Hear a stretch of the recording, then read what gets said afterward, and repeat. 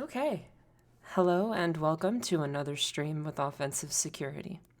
My name is S1REN, and today we're going to be tackling a machine called DC-8 or Delta Charlie 8. It's available on VulnHub as an OVA file that you can import just by double-clicking it into VirtualBox.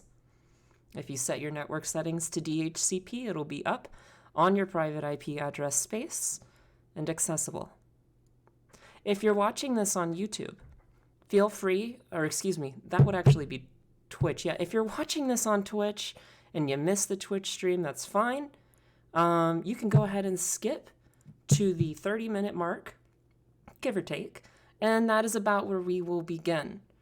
The hard start is every Friday, 5 p.m. Eastern, and yeah, we're just going to go ahead and let people, trickle in, gather their bearings, ask any questions that they might need to ask, and we'll be rocking and rolling here pretty soon.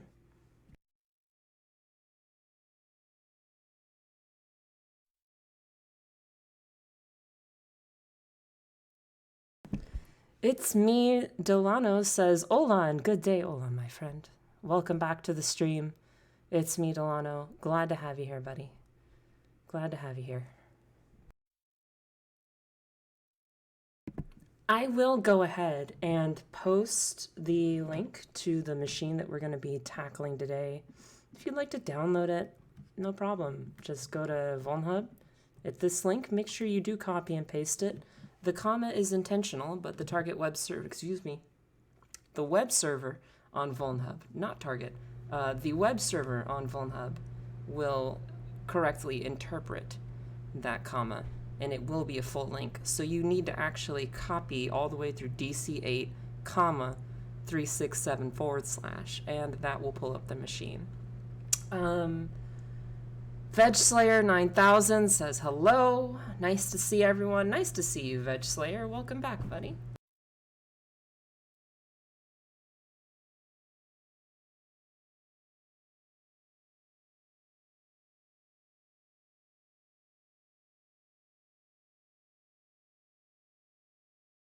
So this is Happy Friday. Happy Friday to everybody. Making it through another week. And we just keep trucking. Oh, it does say DC-7. It's me, Delano. Thank you. Let me go ahead and correct that. One moment.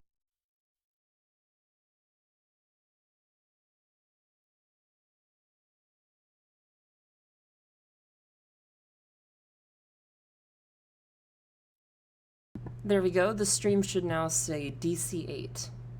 That should be corrected. Good looking out, buddy. Good looking out.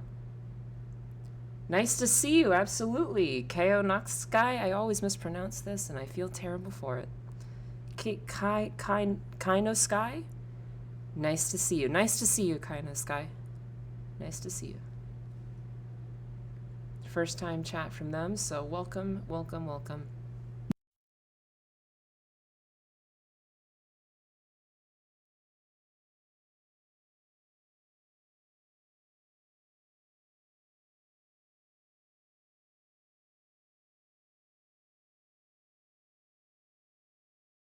If you guys have any questions or would like to tell your friends that the stream is starting, now is the time.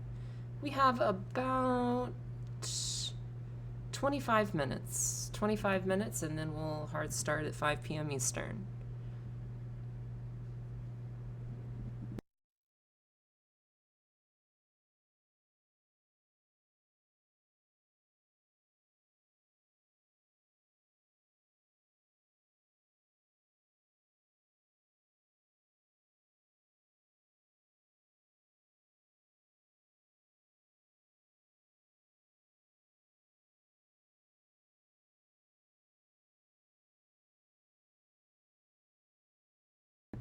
Alright, bit of a long one here. First time chat from Dev A Star 556 says, I wanted to get your opinion a bit.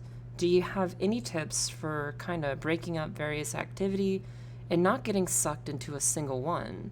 I have trouble dedicating time to like the Pen 200 training because I get sucked into other topics like web development.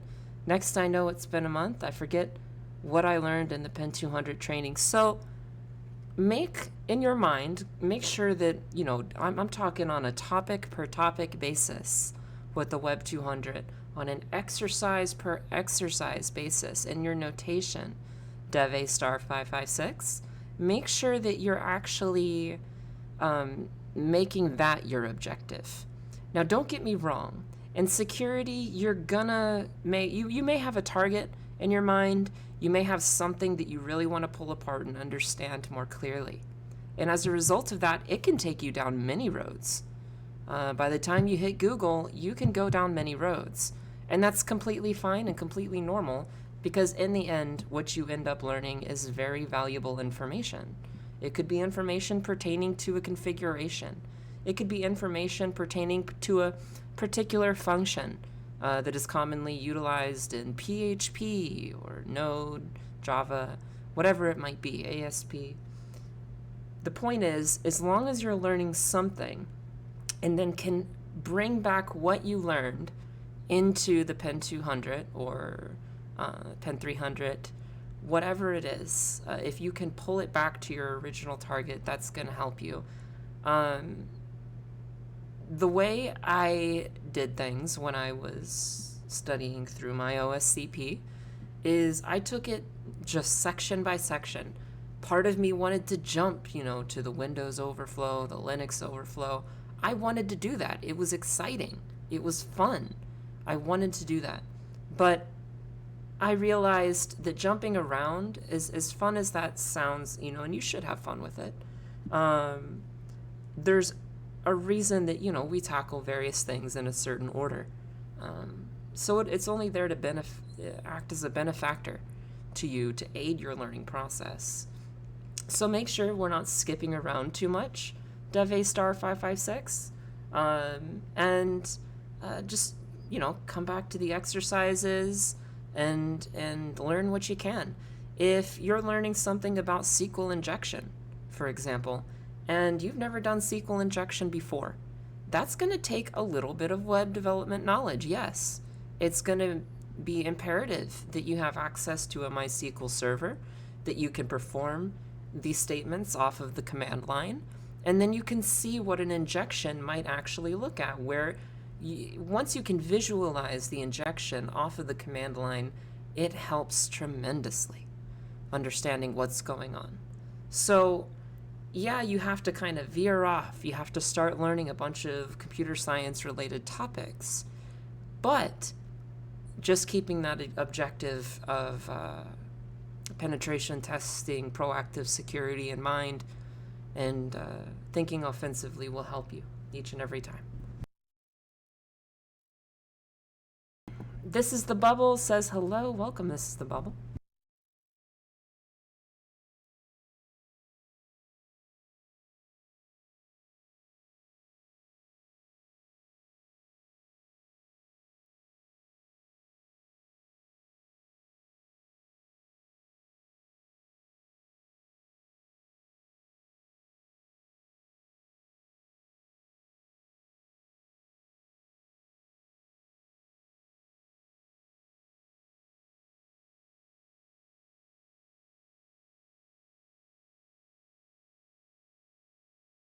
If anybody else has any other questions, now's the time.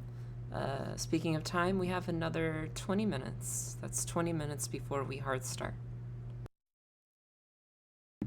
Callie Max, welcome back. I recognize the name. Says, hi Siren, loving the streams. Glad that you're here. Hoping that you can take away some information that might change your life and coincidentally change the lives of others for the good, for the betterment. So welcome Callie Max 6. Thank you for being a repeat viewer, and we're glad to have you. Dev A star 556 says, that makes sense. I appreciate that. I'm a web developer by trade, started on the OSC path partly just because it's interesting, but also to be a better developer. Totally makes sense. Absolutely, 100%. Try to Hack says, hi Siren, hello everyone. Welcome Try to Hack. Noob44P says, hello, Siren. Welcome, Noob44P. Welcome, buddy, buddy. JX Crow, a lot of familiar names. Hey, hey, hey, how are you? We're good. It's the end of the week, and it's a nice Friday, and we're going into the weekend together with another machine, DC-8, of which I'm going to paste the link again, kind of periodically, if you want to download it and follow along. Same old story, import into VirtualBox, and make sure you set your DHCP settings. Find it on your private IP address space with Nmap, and you should be good to go. Ready to rock and roll. Steelers fan 1916 says, QQ, you had the document outlined you used to organize engagements. Where could I get that? So, that's the one that I would use for an engagement, or my notes and organizational structure for an engagement is personal. That's a proprietary thing. I don't like to give out that kind of stuff, but I can tell you it's extremely similar. So if you would like to access the one that's extremely similar and build off your own, then head on over to Wireside Text. That's in the official Offensive Security Discord server. It's kind of above the voice chat. In fact, I think it's the first chat available above the voice chat. And then click on pinned messages in that channel. And if you scroll through it, you should be able to see the entire note template ready to go. So hope that helps you there, Steelers fan. My pleasure.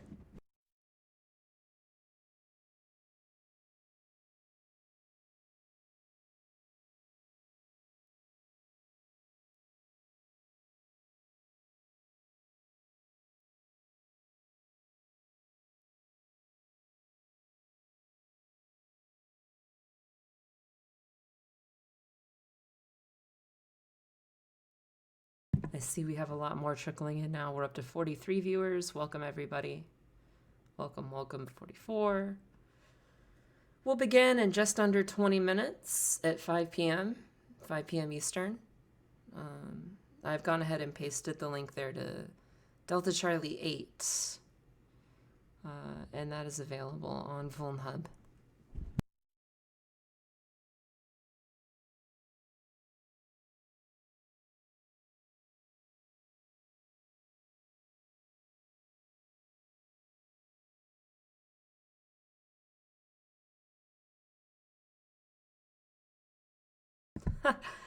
Veg Slayer 9000 says, the note template is dynamite. I use it on every box now. That's good to hear. That puts a smile on my face. I'm glad that you're getting something out of it, man. Heck yeah. Heck yeah, heck yeah. Let's keep it going.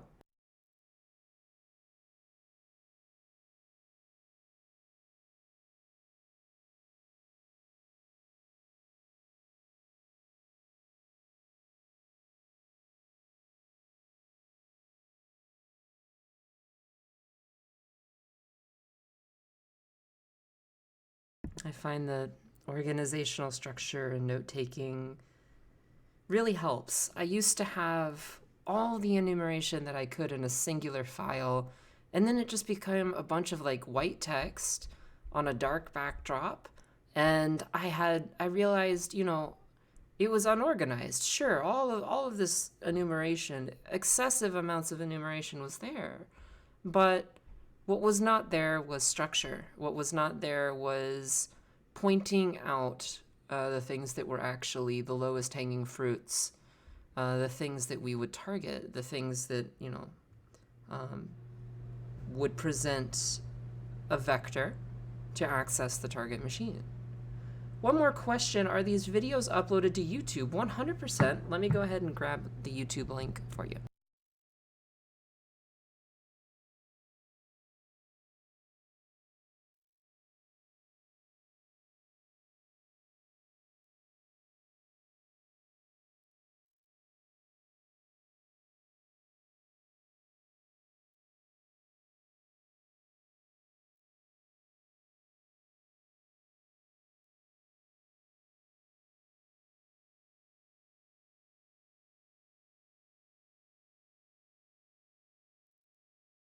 Okay, I've gone ahead and linked the playlist for the machine walkthroughs. So that's to the official Offensive Security YouTube channel.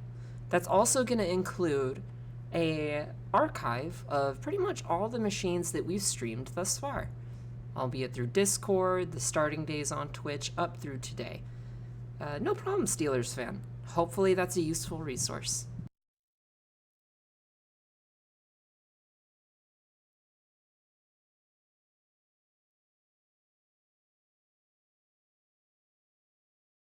Well, not hopefully. I know that it's a useful resource.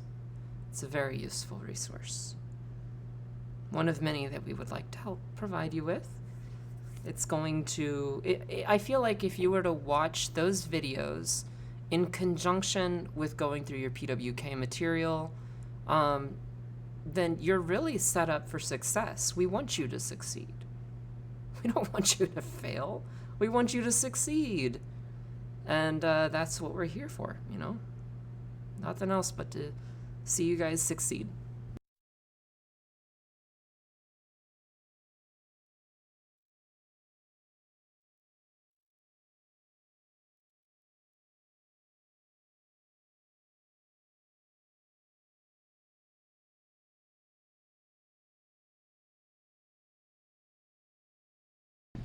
So first time chat from Iklo.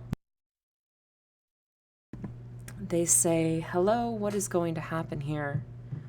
So this, even if you're new here, if you're just on twitch.tv, regardless of offensive security, maybe you're watching some people stream some video games, that's totally cool. This is the science and technology portion of twitch.tv. And naturally, it makes sense that a lot of people in these early minutes before we begin would trickle in. So, Iklobato, my name is S1REN, and we are offensive security.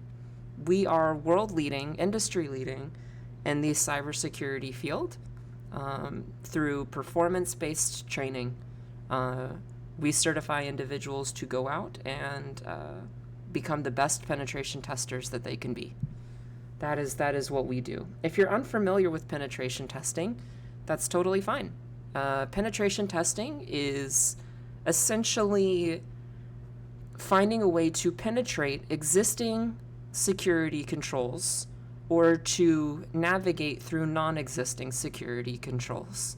That is to say, to bypass existing security infrastructure or to exploit on the absence of such infrastructure.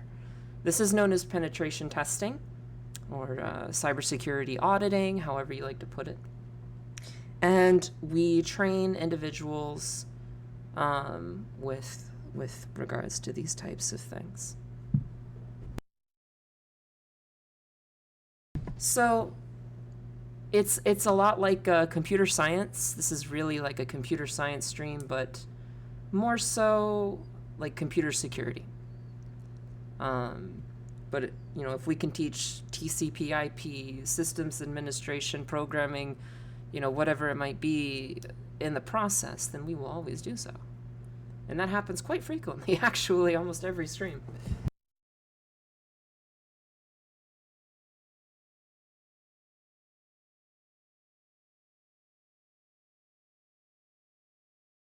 Hey, my pleasure. Absolutely. Thank you for stopping by. Hope you can sit through and enjoy the stream. We are starting in approximately 10 minutes. 10 minutes and we will begin DC-8, of which, let me grab the link. If my microphone is too loud or too soft, please just let me know. That's one thing I like to do here, is a little bit of a mic check. So if I sound good, great. If not, then just let me know. I don't want to have any peaking decibels. That would be uncool.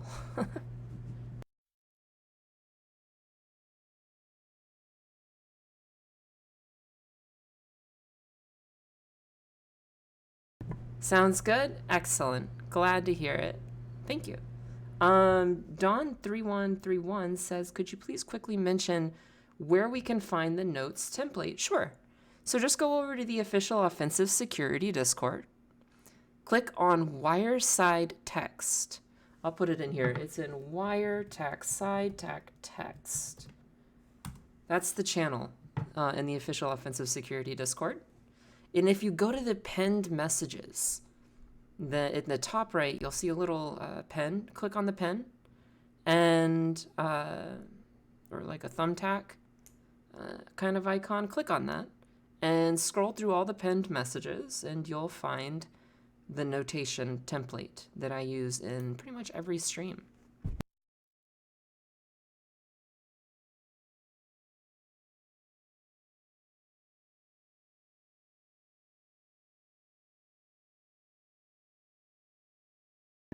How to find a pen testing job if your country doesn't have such a thing and you are not experienced enough to be employed abroad. I don't know of any country that doesn't need security. I'm going to put it like that. I don't know of any country on this green earth that does not need security. So if you can provide those services to any of the organizations, albeit corporate or federal, on an authorized basis and have it in contract, then you can, yeah, okay, maybe North Korea, because, but then again, I have no way of knowing that. I have no way. I don't know their infrastructure, you know. But good point. Fair point. Fair point.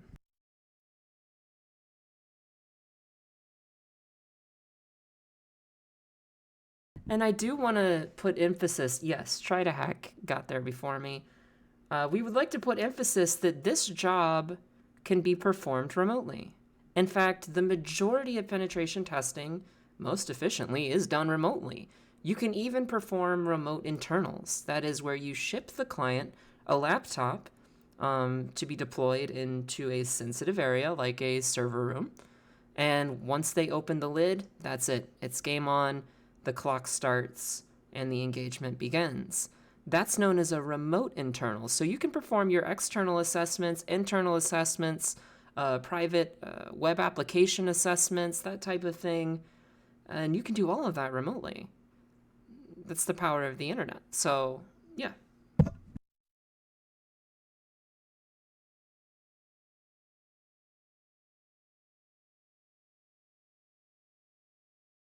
For now, if you're concerned about your skill level, just keep working on it. It's wise to, that shows wisdom. It shows that you're wise enough to know, you know, the areas that you might lack in. That's incredibly important, because if you can identify the areas that you lack in this field, then you can work on those, and offensive security will be right by your side to assist you with those areas and growing them, making sure that you're more efficient and technically inclined to understand what's going on. So we'll be there for you. DC-8 is not currently in Proving Grounds or PG Play. It's available on VulnHub. I'll paste the link one more time. But we are going to start here in about 7 to 8 minutes. I'm going to grab a quick drink of water and I'll be right back.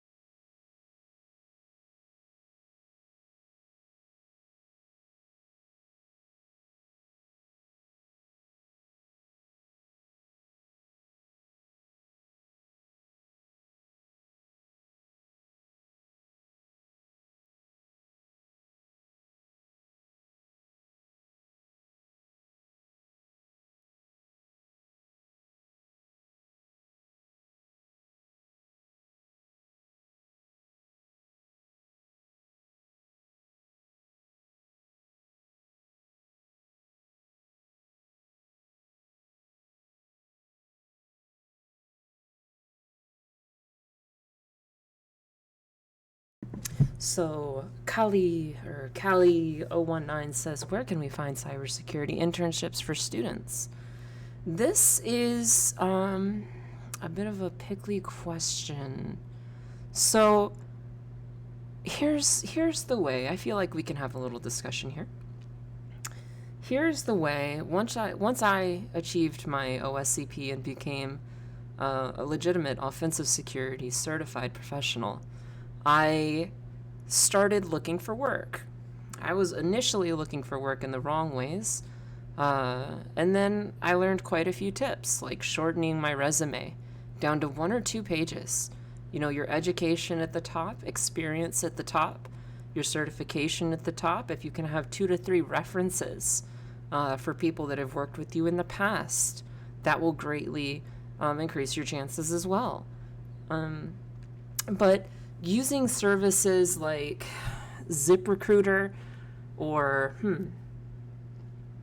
Glassdoor, LinkedIn, what you want to do if you're starting out is look for like it doesn't have to just be penetration testing, Cali 019.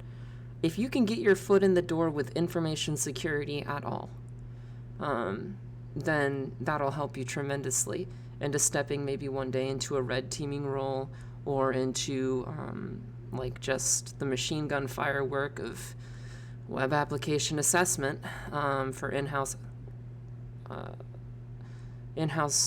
or proprietary applications built by large organizations, you know, where you hammer them on the weekly. Whatever it might be, you want to be able to look and expand your job search to information security professional, you know, application security, or let's say like obviously penetration testing, junior penetration tester. These are the types of roles that will get you in the field. You know where you want to be. You know what you're good at, and you know you're going to get there. You know you're a penetration tester. And the truth of the matter is, you just have to utilize those resources. Like, for one, man, I used ZipRecruiter because it was just so efficient. It was one of those one-click applies, right? And I was able to apply for anything. I would search, and then it would, right next to the organization, the job role, the description, there was just a button called one-click apply. And you fill out all the information ahead of time, and ZipRecruiter will send your application, your resume in, your information that you filled out on ZipRecruiter for you. It's just a one-click apply. So what I would do when I was searching before I got my first internship for a red team, I was just hammering away at least 5 that I could manage. I also just had a notepad. Like, okay, I applied to this one, I applied to that one, I applied to that one. ZipRecruiter will keep track of who you've already sent applications to, and there's kind of like an artificial intelligence or a bot that will, I think his name is Phil, and Phil will be in contact with you in your email if you enable that. It was actually useful. At first I thought, oh no, this is going to be spammy, but it was useful because it told me, you know, this person has viewed your resume. So I wasn't entirely in the dark. I'm a big advocate for ZipRecruiter, and especially if you're starting out in this field, information sec, AppSec, penetration testing. So definitely take a look at ZipRecruiter. Make sure you're hammering out 5 a day. There is no excuse. There is no excuse. You have to get your name out there. You have to you know, be ready to rock and roll, be ready to work, have everything prepared, and I promise, man, it'll happen. It will happen. You're gonna find a job, and it's gonna be fun. You're gonna love it. You know what you want to be. You know what you are. You're a penetration tester. You're a security auditor. So you can do it. Try to Hack says the one problem about the transition is that for some of us or yous who are network engineers, software engineers, electrical engineers, and making $150,000 plus a year, it's hard to switch to pen testing job when you have no experience in your resume and they simply want to pay you $80,000 even if you have OSCP. The way I found it when it comes to salaries is that naturally it does go up from organization to organization, time, year after year after year after year. You've served and, in your mind, you've secured the core infrastructure and more over a year for one particular organization. And then you move to the next with another contract and another contract and another contract. And before you know it, each and every little contract has increased the amount that you've been paid a little bit more. And because of that, and rightfully so, you have more experience. You're ready to rock and roll. They know who they're getting. And I would say that is super important. But don't worry. If you want to make 100, 150, you really just got to keep working at it, man. You got to, penetration testing for me is something that is in my bones. It is in my blood. Security is in my blood. I think I breathe. If you were to take an x-ray of my body, you would probably see security going through my bones. So, yeah, it's something that you have to, what I mean by that is you have to keep going, man. You have to keep learning. You have to keep taking notes on what's going on in the world. Keep looking at the common vulnerabilities and exploits or CVEs that are being tossed around, and analyze them. Try to work with them. See if you can get it into a working payload. Work with stakeholders. Do some bug bounties. There are plenty of options. Plenty of options. Yes, bling bling. HOXAC or HOXAC. Bling bling. And I should say I went back to the original exploit on the exploit database. One of our biggest websites is the exploit database. And exploit number 76 under the first 100 is where I got that bling bling thing from. And it was actually -- bling space bling -- so I'm going to be correcting that going forward. But is talking about security being in your bones TOS. You mean terms of service? I do not know what you mean by that, Shadowmaster 666, but I do see that it is 5:02, and that is the mark. So welcome everybody. We're doing DC-8, and I'm going to switch over to streaming. I'm going to echo out my IP address, echo out the URL of the target, and I also have a horizontal one down here ready to go for directories as well, if there is a web surface. IP and URL. Welcome, human123. Welcome everybody. Happy Friday. Let's go ahead and get an nmap scan going. As always, -p - 65,535 ports.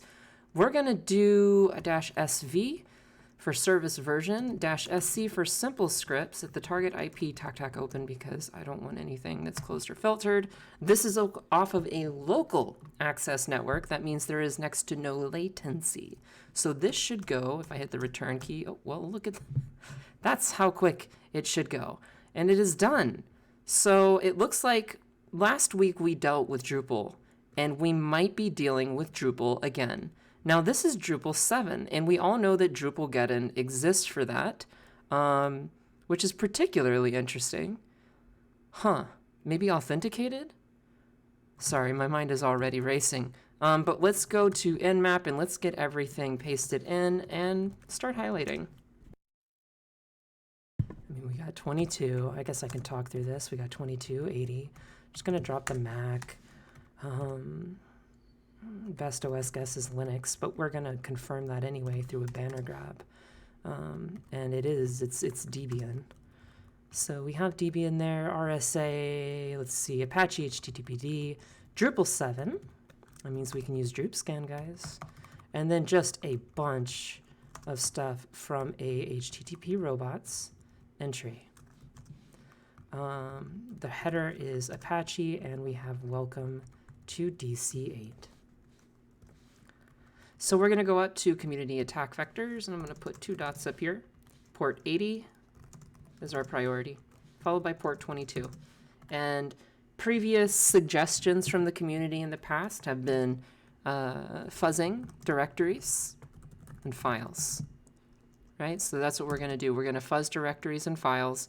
out of the web root. If we see anything that requires further inspection, we can always go recursive, dirbuster, or the -R option with wfuzz.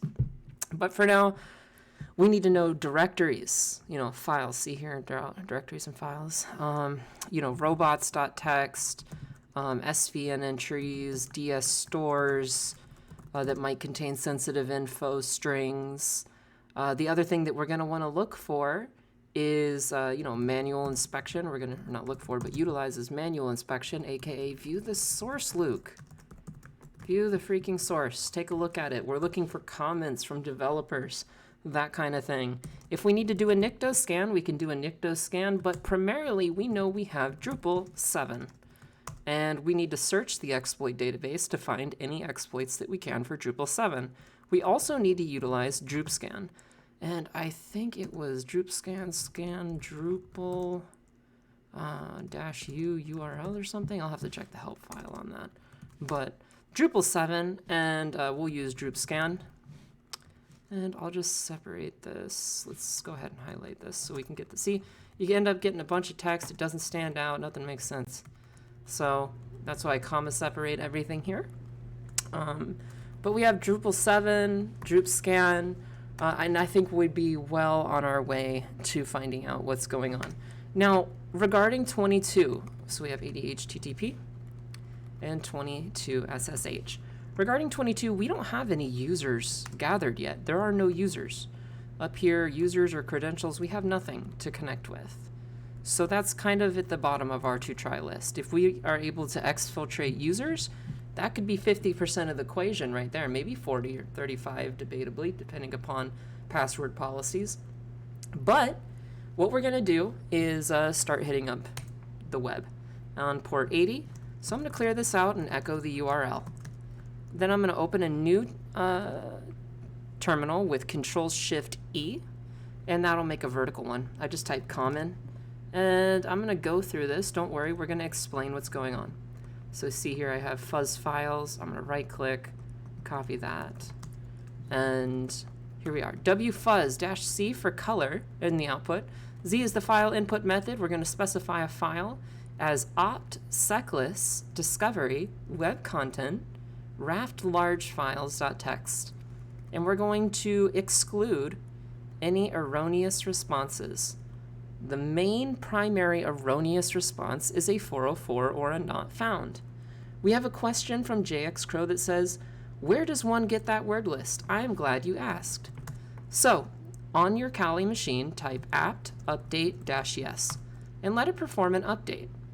As such, 99%, and give it a minute. It should go. Come on, come on. Reading package list. And done. So after you've done the upgrade, just do apt-get and install -y for yes or -yes on secless. We have recently added that to our repository on top of the latest image. We have seclist. And once you do that, it won't be in your opt. I prefer it from preference to exist out of the optional directory. But if you go to user share wordless or user share secless, actually, I think is where it is. This is where you would find it, JXCrow, on your target machine, or excuse me, on your machine. I'm so used to saying a target machine. It's my life. I apologize for a hiccup. But on your attacking machine, user share secless, then that is where that will be, dude. So you got it. And we're going to exclude any 404 not founds. I'm going to copy the same command, paste it down here, replace raflarge files with raflarge directories, .txt, and we're going to start fuzzing. You'll notice the top URI here has an additional / in it. If that wants to go, there it is. See, there's the additional /. That means we're looking for directories. You're welcome, JXCrow. My pleasure, anytime. Any benefit to running large instead of medium? Yes, it is large.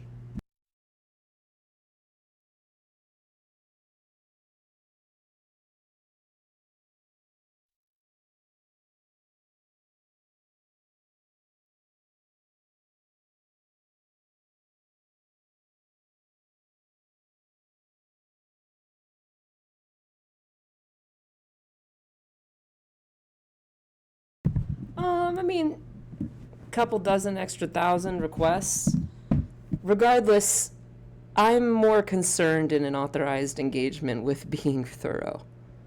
I am much more concerned with being thorough than adding a little extra traffic.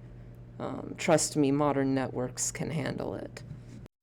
It's just, I never run into a traffic issue. In fact, in all my years with all my engagements, I've never run into a traffic issue. As long as you are the only one on that network, you know, the devs or whoever it is, the stakeholders know that you're on that class C or you're going through a class B, whatever it might be. They see your traffic, they're able to monitor your traffic most of the time, and you won't really run into any hiccups. In fact, it really helps them identify what malicious traffic looks like. So it helps in spades.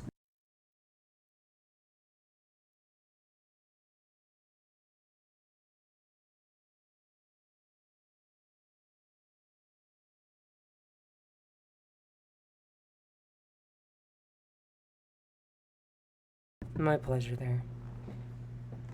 My pleasure. Don't worry about it, bud. So let's see. How many are we? Are we almost done? This is a lot of erroneous forbiddens. We'll clean those up. We'll let it keep going. So Ryzak3401 asks, "What's my Twitter?" And I believe the correct response for someone like me is that I do not do social media. I do not have a Twitter. I do not have a tweeter. I do not have a Instagram, a TikTok, what are they? Instagram, TikTok, Snapchat. I don't have a Snapchat, a Facebook. I don't do these things. I think I even some time ago removed my Reddit account just because. So no MySpace. I do not have a MySpace. Apparently Sarsec says I'm on social media right now. I mean, if you can link me to where I'm... Oh, I see what you did. I see what you mean. I see what you mean there, Sarsec. You're talking about Twitch. That is correct. That is correct. Yeah. No, I get it. You caught me. I feel like Heisenberg from Breaking Bad when his brother or his cousin is like, "You're Heisenberg," and he's like, you got me. Yep. Hands up. That's it. You got me. I'm on twitch.tv/offsec official. That's my socials. That's my social media. So, how long do we have left on this? I don't know. I mean, total requests is looking like 62,283 for directories, and for straight files, 37,000. So maybe about 5. This is a local network, so maybe about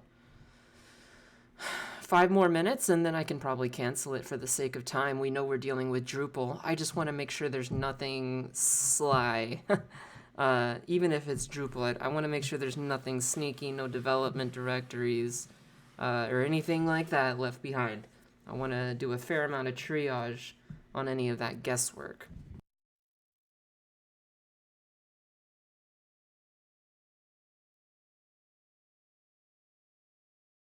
In the real world, obviously, you would want to document the full and complete thing. It becomes one of those, my old red team used to say, you know, pen testers with their feet up. Well, that's what it becomes. But this is a demonstration. So if I want to cut it short, I certainly can. First time chat from CyberSec says the name of this box is misleading. I don't see why. It should say DC-8, Delta Charlie 8. Not sure what you mean there. Oh, you thought it was a domain controller. That is a little misleading. CyberSec _.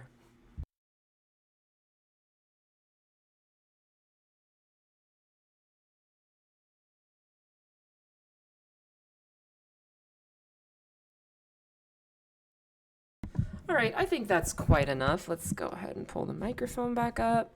I'm going to Control C to cancel. And we're going to move over our directory results and then our files. We're just going to paste that under directories. And let's bring down this so it's a little more legible. Gonna drop any 403s here, just not interested in batch. Server status for Apache, not interested.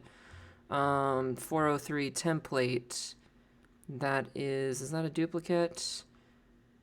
No, it's not, but we do have a duplicate admin. We have another duplicate admin as well. And that's looking pretty good. That's looking like pretty standard Drupal. I think we have a duplicate search as well. Looking good. Any other duplicates that I'm not seeing? User profile sites, miscellaneous scripts. Nope, we're good. All right. So let's go ahead and those are directories. Let's take a look at the files. We got quite a lot of 403 forbiddens back. That's fine. We'll just cut them all out. Right click, copy, Alt Tab, and into our notation. All these 403s on the left-hand side. Look at all those 403s. Authorized.php looks a little interesting. I'm not gonna, I noticed, why did I stop at that 403? Because I just see that, that's kind of funny. We'll keep going. 216, 213. See a copyright came back. .test, keep that, actually no. And .bash history, that's forbidden anyway. Unless that's a config. All right, we're gonna drop all these 403s, all these forbidden directories. And these are probably false positives, would be my guess. Most all these are just probably false positives, but if they come back with character return counts, then they're not. So, cool stuff there. We also have a robots.txt. Okay, so now we can start analyzing, you know, what does siren see?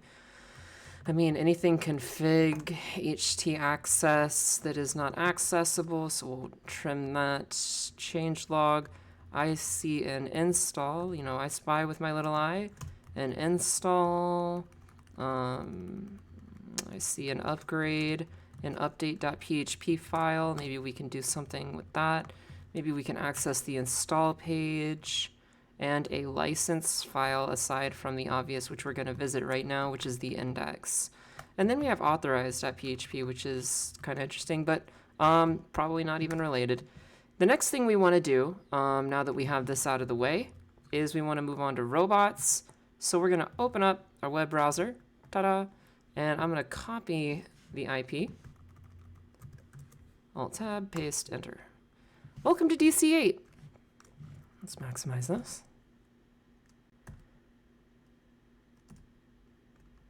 Checking for known vulnerabilities in Drupal, absolutely. Also, user duplicates. You know, we're gonna take a look, man. We just want to make sure that we don't get ahead of ourselves like a processor and trip over some assembly instructions. You feel me? So, very important message. There will be disruptions to this site over the next few weeks. As we resolve a few ongoing questions. Welcome to DC-8. Please enjoy your stay. Can I view the page source? Yes, I can. All right, so we have sites, all modules. Theme looks like Bartik in use. That may come up later. I'm just going to put that we have Drupal 7. Theme is confirmed as Bartik. Theme.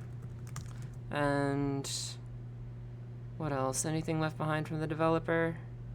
And I'm looking for comments here. And I'm also looking at like /. It's like reading the Matrix. You just become quicker with time, you know.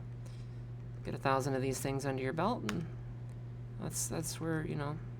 So who are we? What about contact us? Is there a contact form? If we click up here. Okay, so there is a contact form. That's going to be a form of input. So I'm going to say that we found input sources. Primary input sources. A lot of times on my red team, you know, I'd spend a day going down, you know, thousands of machines just looking for input. What, you know, which ones have input at this point? Like, we're coming to the end of an engagement, you know, Siren, can you go please, and just find any trailing, anything that would have a form of input in it. And yeah, so that's what I did. So input sources. I mean, that's the contact. Contact us. What about or who we are? Literal ipsum all the way through. Homepage. Contact us. I'm going to run a Droop scan on it. So if we type Droop scan, let's exit out of the bottom terminal here and enlarge the font. So for Droop scan, we can do Droop scan. Let's actually export the URL to be this right about here. HTTP, the IP on port 80 /, because we're going to use that as environment variable when we type Droop scan, scan Drupal-u target URL. And we're just going to let that go. It's only 4,000 requests. It's on local access network. So we're going to see what we get back, right? We want to be thorough. We really want to get out as much enumeration from multiple sources that we can.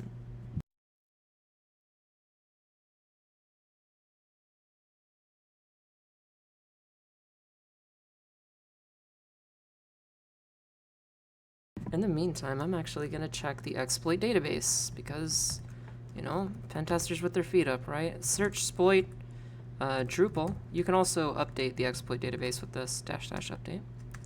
But we're going to search for Drupal space 7. And, okay, anything up to Drupal 7. So we do have an authenticated remote code execution if we wanted to go that way. In fact, I'm just going to copy this whole thing. This line, including the payload. There's a Python version and a Metasploit version. Or no, there's a text version. So either way, this is what we want here, the Ruby file. And Drupal gettin, it is authenticated, so we need credentials. Yeah, see, my memory served me right. I'm just going to put a few dashes here to clean things up underneath port 80. Just all the various notes that we could find for port 80. I don't really need the Drupal scan anymore. I've done that. I know the theme. I'm getting that back. And while I'm at it, I'm just going to put output from Droop scan. And let's see what we got back. Okay, scan finished. We're going to copy all of the output from Droop scan. It did find some plugins. Let's see, juicy. We got CTools, Views, Web Forms, CK Editor, which is pretty standard, better formats, profile, PHP, image, theme founds, 7, and Garland. Possible version is 7.67. So I'm going to go up to Drupal 7 and put 7.67. Now that we have an exact match, and Drupal gettin is anything up to, that might not work there.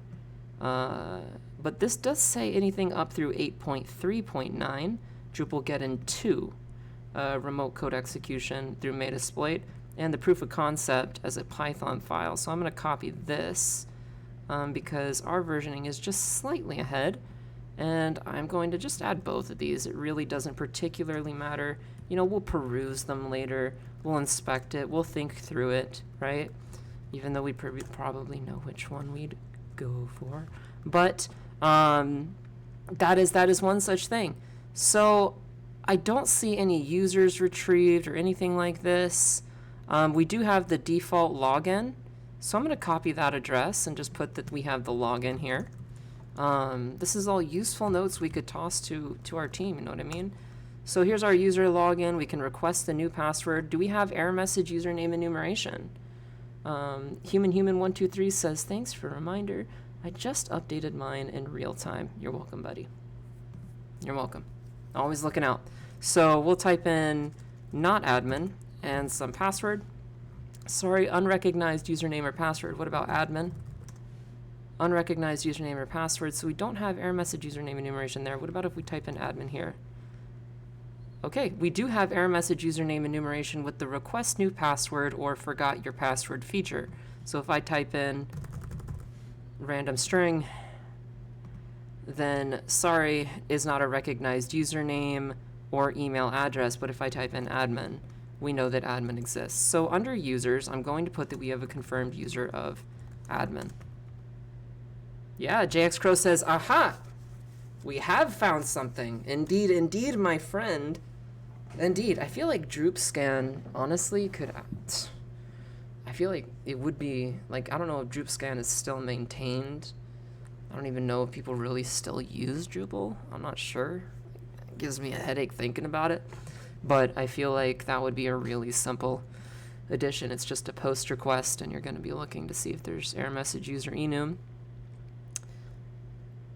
No bling bling yet. Super XXMA, no bling bling yet. We haven't gotten any code execution.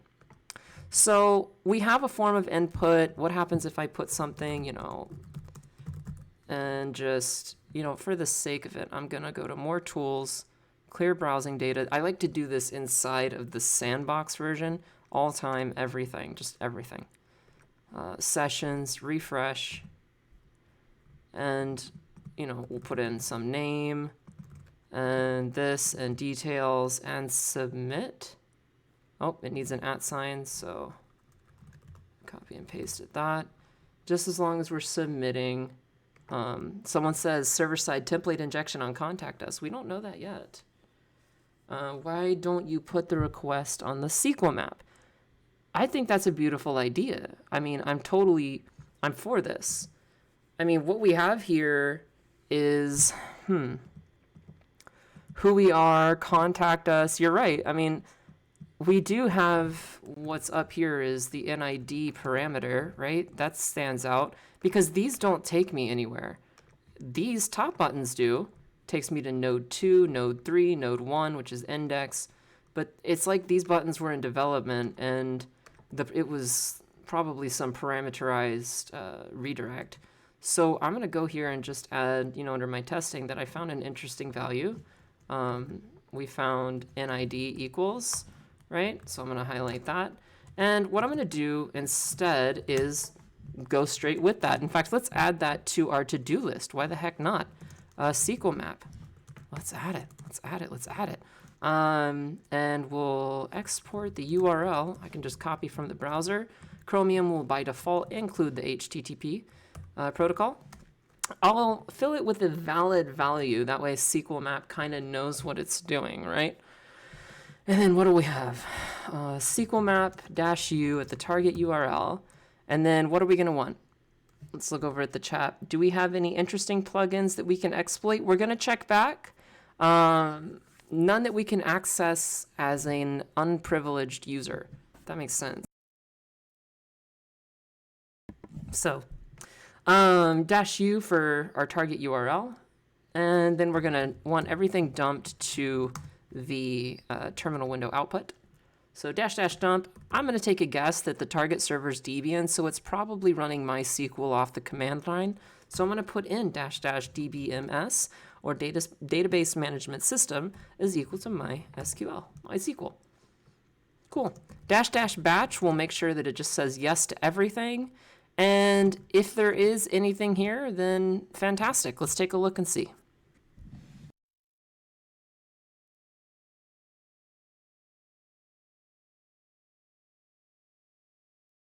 Okay, I'm going to pause it. Why? Why am I pausing it? I'm not sending along any further requests. We have NID is MySQL. That's borderline bling bling, baby. And error-based where having order by or group by clause floor injectable.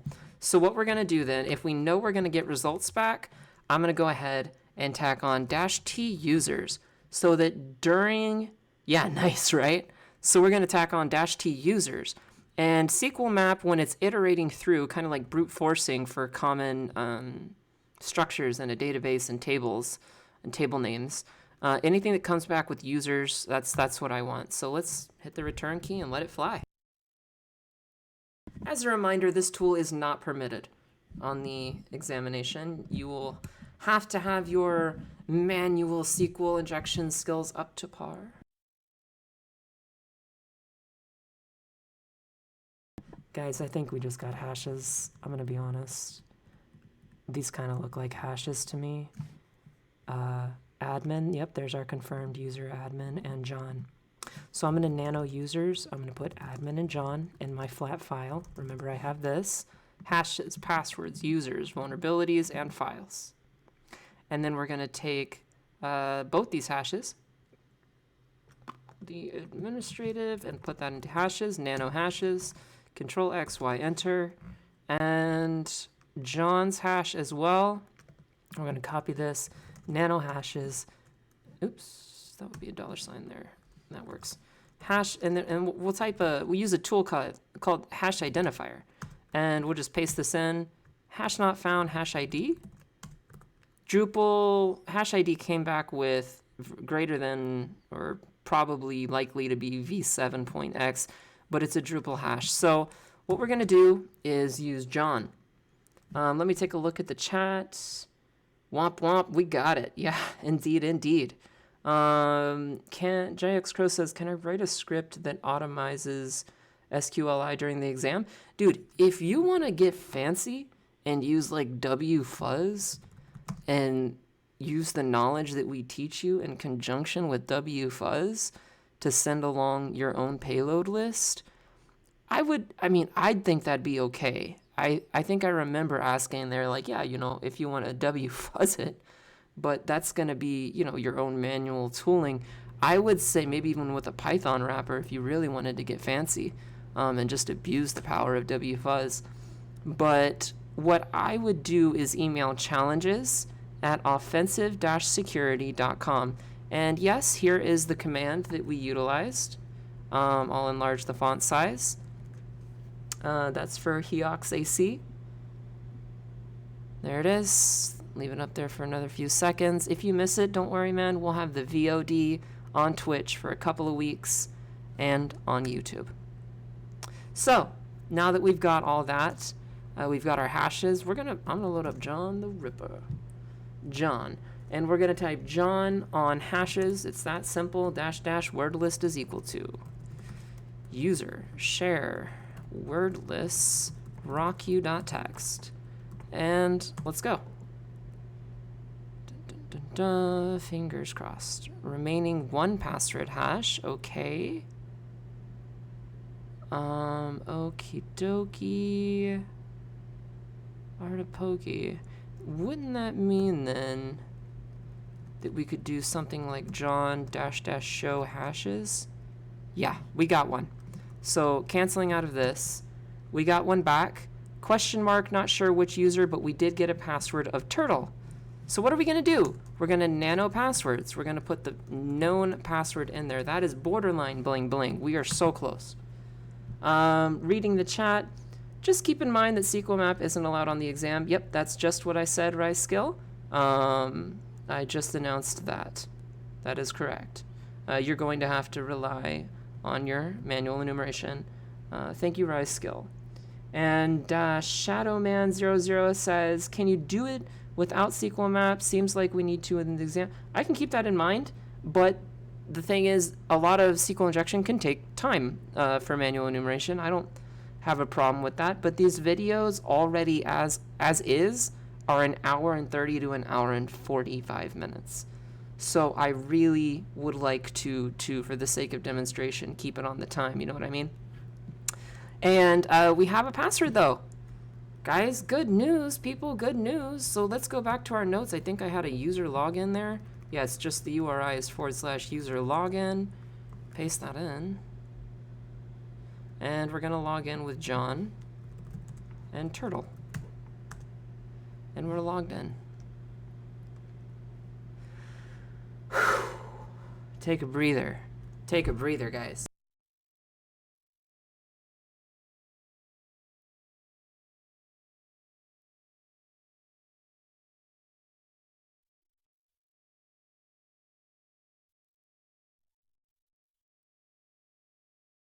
So we're logged in. We are logged in. Sorry, I had a bit of a coughing fit. CMSs, God, you know the drill. What are we going to look for in CMSs? Themes, plugins, extensions, modules, user permissibility as to who can read, write, and execute what types of files, file upload vulnerabilities. We're going to be looking for code execution through content creation. Can we execute native web technology code? Can we perform a downgrade attack? Can we downgrade the integrity of this in order to infiltrate it? with pre-existing vulnerabilities. That's totally a possibility as well. The other thing that we want to look for, vulnerable plugins. Creating our own malicious plugin, which is a lot simpler than you might think. It's very simple. And all you need is one plugin that's authentic, and then just clone whatever the import required structure is and plant your backdoor in there. It could be a one-liner. But what we're going to do here is kind of delve into a different topic with CMSs. Sometimes CMSs can be really dense. This is not even the full administrative panel, I believe. But let's see, command injection. Yeah, absolutely. I mean, we could list web attacks all days. I am one of the co-authors of the Web 200, or the OSWA, so we could list stuff all day. But for the sake of time, let's continue along. What if we come across a CMS, guys? Food for thought. What if we come across a CMS that has just tons and tons of functionality, poorly implemented user interface? You can't find a singular thing. Super XXMA, what if you can't find a singular thing? Not because you can't find it, it's not within your capability, but just because the user interface is deep, there's a lot of links, things like that you might come across. Well, that's part of the job. So let's pretend we'd already spent an hour on this. Yeah, trying harder, right, Shadow Master? So what we're going to do, or Google, am I right? If it's open source, checking out those GitHub repositories. But what we're going to do in this particular case is go back to where we remembered the form of input. We're going to try and go for code execution. That is the job, the goal, right? We're going to try and get code exec, the bling bling, per se. Super XXMA SQL map might not work for a shell. The --os shell might not work. Can anybody, I feel like it's a class, can anybody in the class tell me why --os shell with SQL map, even with a valid SQL injection, might not work? Can anybody tell me why? Why might not an OS shell work? Stacked queries are required. I like that. Ember God C. I like that. Stacked all of the stacked queries. Absolutely. But that's something we could technically do. I believe in our syllabus for the Web 200, we go into some voodoo with that. If you were to so inclined, to enable said things.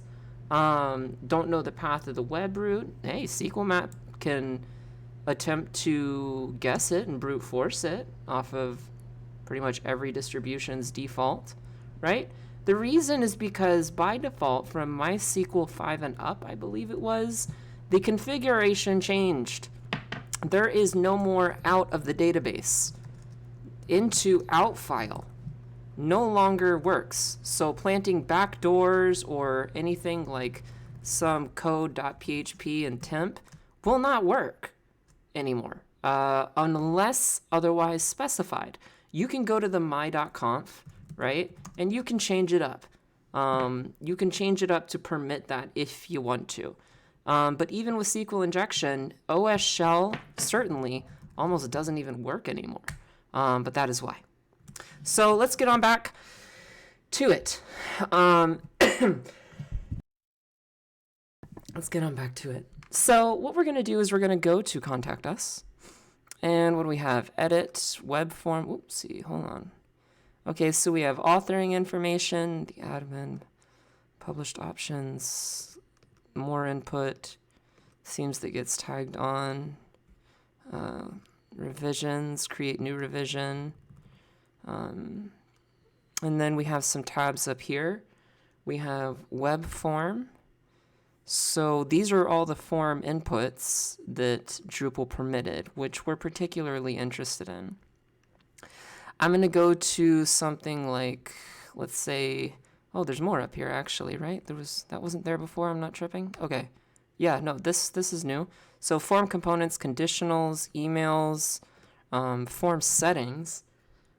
Okay, this is more or less what we're looking for. Input, right? This is more or less what this is totally normal. This is what we're looking for. Oh, I noticed we got the pass, but there was a user too. Yes, we were able to exfiltrate the user and the password from the SQL injection, JXCrow. Correct. Correctamundo.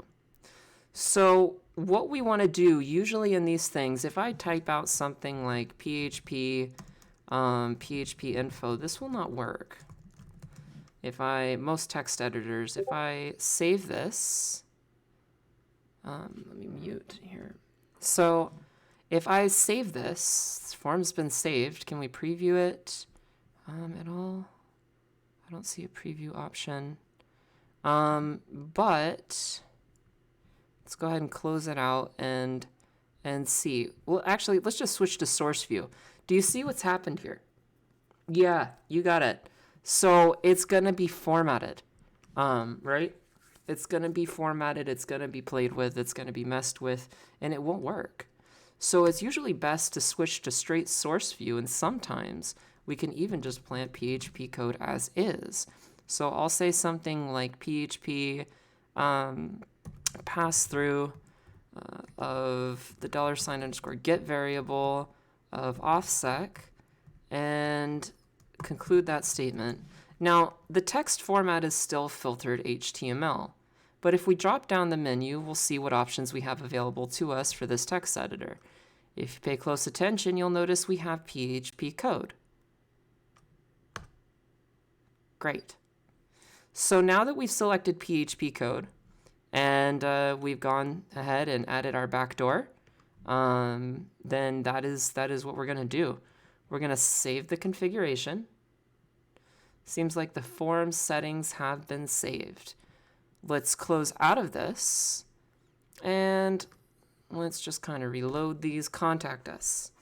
This time I'll put in, or email is something.com. OffSec loves you. And we're going to hit submit. It says, thank you. Your submission has been received. It says done, SID equals 2. Let's see if it worked. Maybe it did, maybe it didn't. Question mark SID and OffSec is equal to ID. Nope, that did not work. Can anybody tell me kind of what's happening here? What's happening? We were able to plant PHP code, right?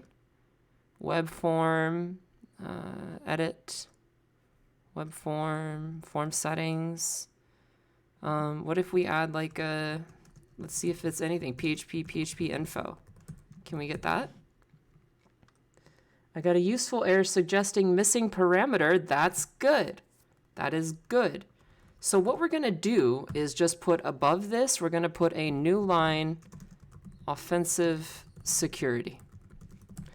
We're going to start this file out, or whatever it may be, with a new line. And then we're going to call our payload. Okay? So 2 new lines, and then we're going to call our payload. Now let's give it a try. If we go to results. Whoopsie. We'll go to web form. Okay, we're not going to go there. Can I click today? Did I remember how to click on things? There we go. So name, OffSec, email, offsec@offsec.offsec, and details, OffSec. And we're going to hit submit. And it looks like new line offensive security was added and saved. So we know the update went through. And further than that, because there was the new line, it actually was able somehow to render PHP. You'll notice that if you use something in in PHP, if you're familiar with file, get contents, right?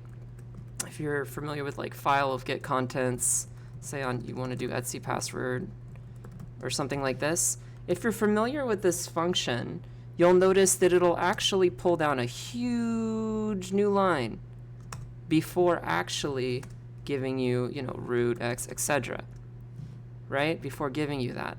So, but if the file that you are reading actually has straight a new line and it's in preservative statements, like kind of like that, then it'll work and display just fine. So I have a feeling something similar was going on here.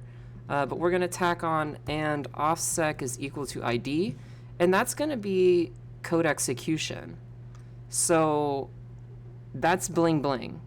In fact, I'm just going to go here and bling bling. We've got it. It's reverse shell time. Rev shells, grab the shell. Bash shell is what we'll use. I'm going to poor man's text editor this. Bash-C, wrap the whole thing, set up a netcat listener right here, netcat-nlvp on port. What port are we going to use today? What port are we going to do? I think we do port 3. Port 3. We're going to use port 3. Then we're going to look for Mayor Web encode. And I like to use Mayor Web encode decode. You can use whatever you like. I'm going to replace this with, you would replace this with your Kali IP. So for me, it's 192.168.1.7. And the port that we're expecting it back on is 3. Port 3. Select it all, encode, Control A, Control C, close. Go back to this tab. I guess I like doing it from there because it's like I can just Control W the tab and then replace the command. And by the time I hit enter, we have a reverse shell on the target machine.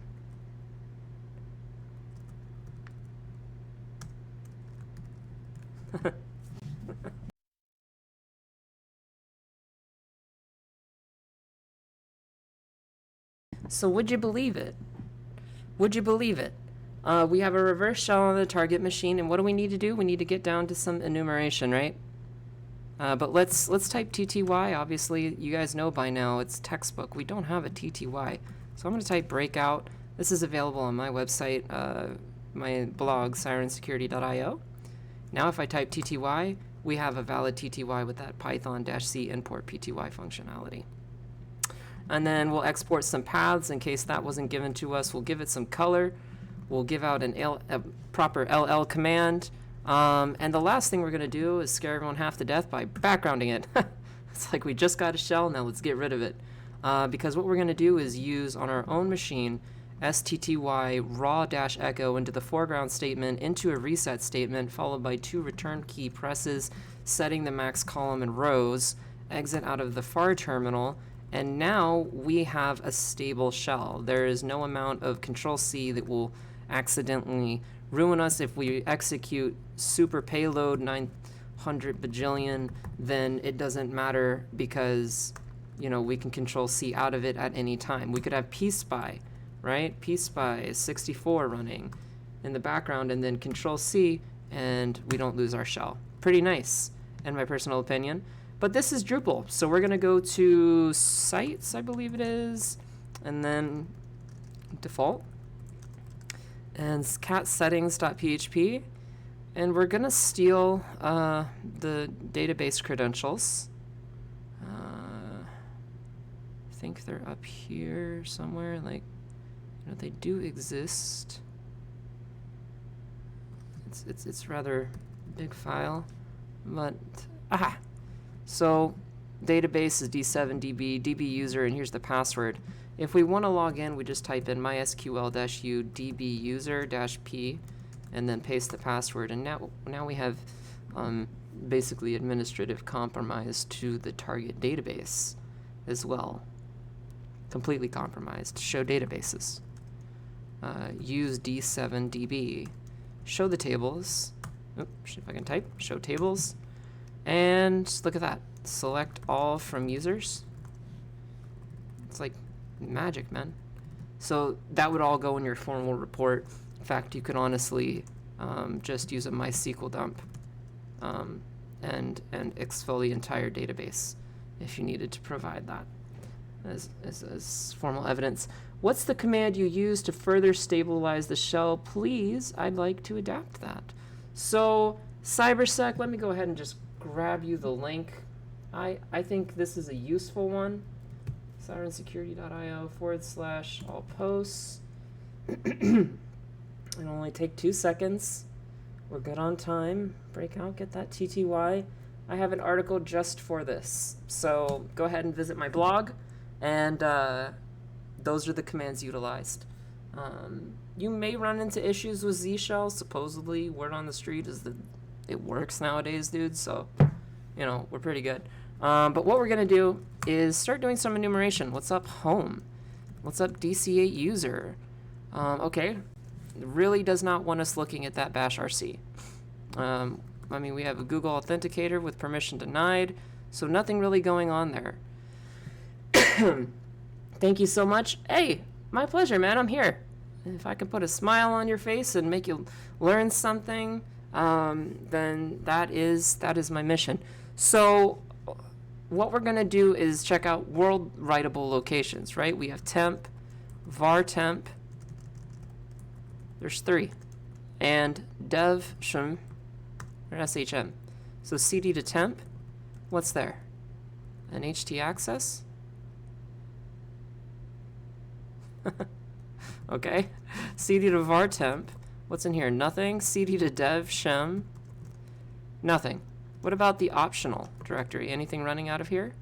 Negative. Root file system, anything other than standard rootfs stuff? Nope. psaux grep-i for root -- anywhere we find root. Is there anything on here that is particularly outdated? I see that cron is running. You know, I'm just going to copy this under other. I'm going to put this under other. And I see cron. And that's about it there. What about mount options? If I cat etc fstab, it doesn't look like we have extended user attributes, so we can't mount something with extended permissions and place like a /suid binary in there and gain root access that way. But it was worth a check. Let's check the network. netstat-ant up. Okay, ss-ton-lp. And it looks like we do. We have 127, which is the mail service, on port 25. And we just pretty much exfilled all of 3306, which was the MySQL database, which is pretty killer. So that's all good, but we're looking, for escalation purposes, we look for things that run like XM4 or whatever as root, or, you know, things that we can maybe forward out and hit from the outside with like tunneling and so on and so forth, but you need root. In order to tunnel out a service or to pivot with SSH, you're going to need root permissibility anyway. So with that being said, we're going to go ahead and, what do we do? Netsnap, we checked that out. Let's do get capabilities /r on the /root file system. Any errors to dev null. Didn't really get anything there. Maybe it's a capital R. So no extended capabilities applied to like any languages where we could import a PTY, right, and set UID to =0. Unfortunately, nothing there. The next thing on our list is going to be, you got it, ROD Cali. We're going to type Linux post. I'm just going to copy my suids and my guids, and we're going to take a look. Let's see what we find. I'm going to copy over the suids and guids into my cherry tree, and we're just really going to pull this apart. If I can actually copy. There we go. So let me enhance this a little bit. God, that white pains my eyes, so we're going to contrast that with the black background. There we go, a little better. And I see that we have sudo, that's cool. You know, I always talk to you about XM4 because that payload was so lethal, man. That was like, God. Oh, the days. That was, XM4 was like, it was up to a super high version, and it was just really good. I don't see any suids that we can exploit with like GTF opens, but I know that we do have XM4 here. And you guys will know from the previous stream that I mentioned, that XM is maybe not so secure. So let's go to a world writable directory like dev shim. I always go to var temp, so we'll mix it up. And I'm going to open a new terminal with Control-Shift-O for Terminator to make it horizontal. I see that Al Hazred is here. Shout out to Al Hazred. He is a good friend of mine, a good buddy, and he definitely has some high quality streams. And he's a brilliant penetration tester. So welcome, Al, to the stream. What we're going to go ahead and do, though, now that we have pretty much enumerated manually, is we're going to search the exploit database for any vulnerable versions of XM. That is a mail client. We type XM space 4. And what we're going to do then is type XM 4 -- version.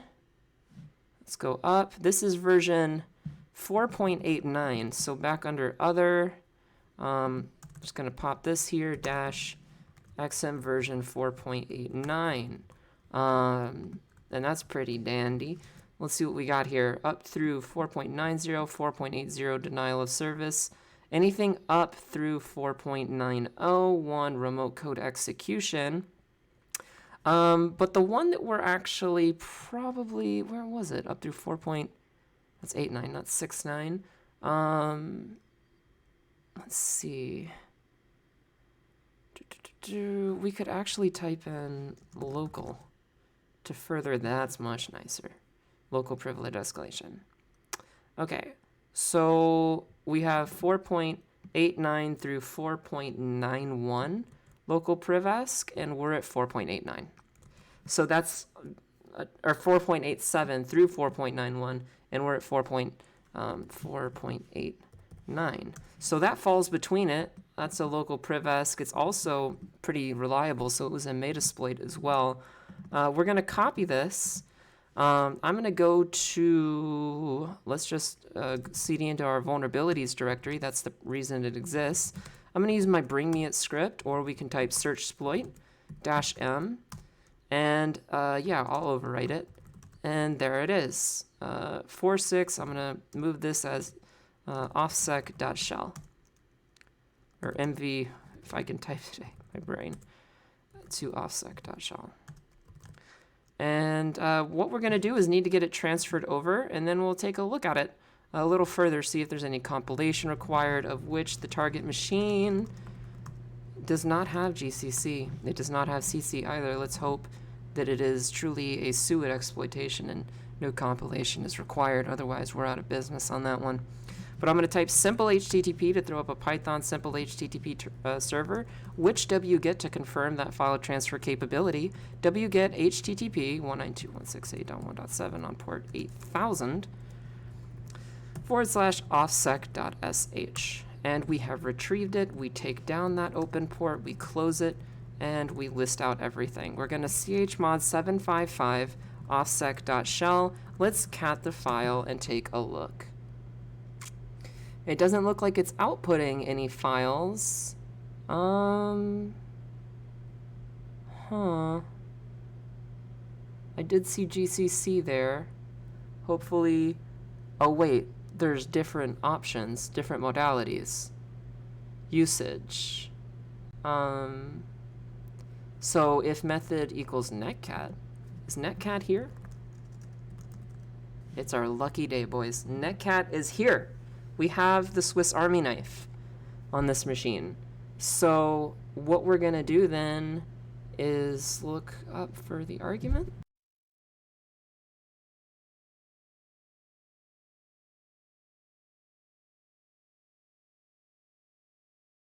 There it is.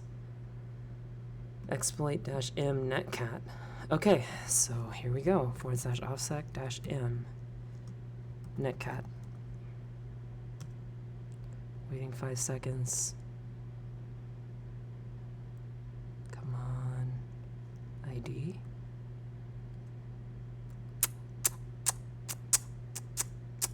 My friends, that is, you guessed it, Bling, bling. That is root.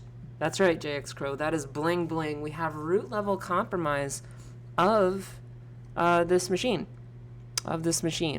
So what we're going to do, I'm just going to actually kind of import a valid thing here and alias out LL. Give myself some color to this. And look at that. We got a nice root shell. Let's cd to the root directory. And we have flags. So we'll cat the flag. And for our, let's see, hope you enjoyed DC-8. Just want to say big thanks to all those who provided feedback. Well, thank you very much to the developer of this machine for giving us that. It looks like we've lost our root shell. Let's go ahead and just get that back. We may not have much time. In fact, we may have to send ourselves a netcat NLVP 9090. And we may have to send ourselves our own little shell there. Kaboom is right. No, we've got root. This seems pretty reliable as well. So we're going to netcat netverbose to 192.168. For me, at least, my attacking IP on port 9090-execute bin bash. And breakout. And I'm going to drop into Python here. Unless it gets rid of bash sections, in which case I'm not. And I'm just going to export the term to equal Linux, and hopefully this will lead to a more stable shell. Fingers crossed. ID is equal to root, cd to root, cat flag.text, and we're going to type ID, IPA for our IP address information, the host name to confirm the host name, so networking information, your authority over the machine.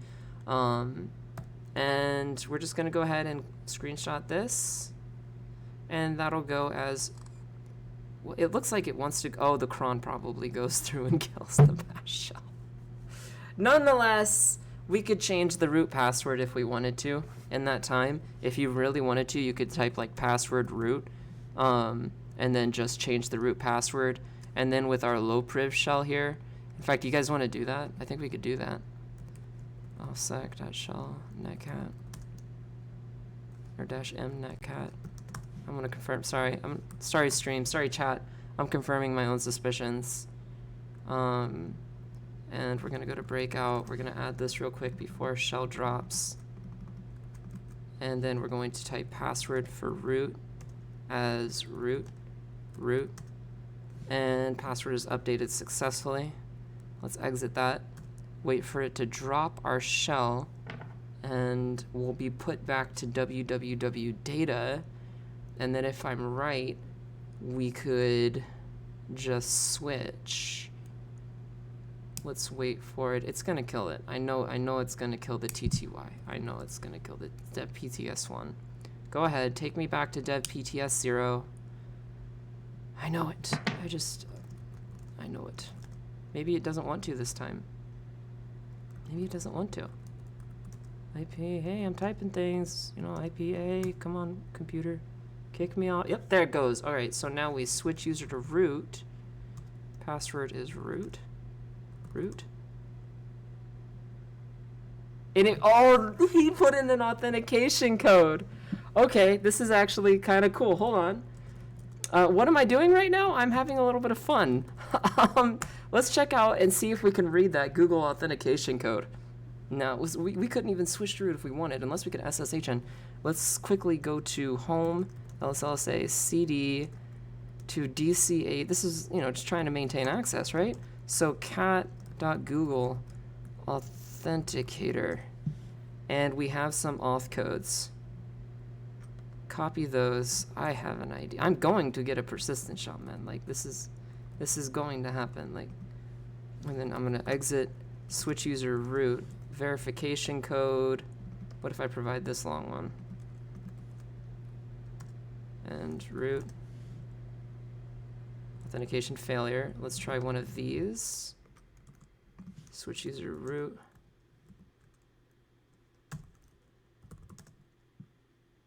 It's gotta be one of these, man. It's gotta be one of these. Switch user root. Or I'm just wasting my time and it's completely something entirely different. What if we just SSH as root at the target IP 192.168.1.171? Yes. Oh, it wants the verification code. Okay. There's your verification code, maybe? Nope. Okay, that was not it. What about one of these? No?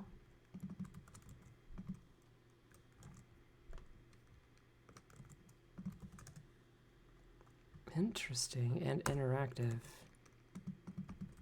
Either way, we've compromised this machine.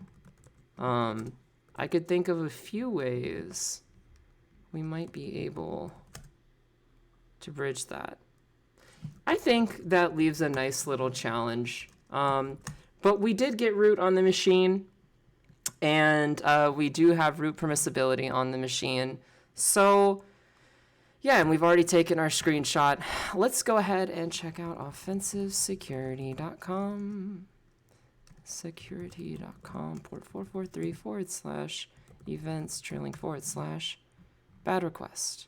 Right, what about /webinars? Oops, I had it. Webinars. Okay. So again, this Ask Me Anything coming up with Jeremy Miller and Dr. Heather Monte, Head of Cybersecurity Training, Education, and Innovation. If you missed today's stream and you're just trailing in, that is no worries.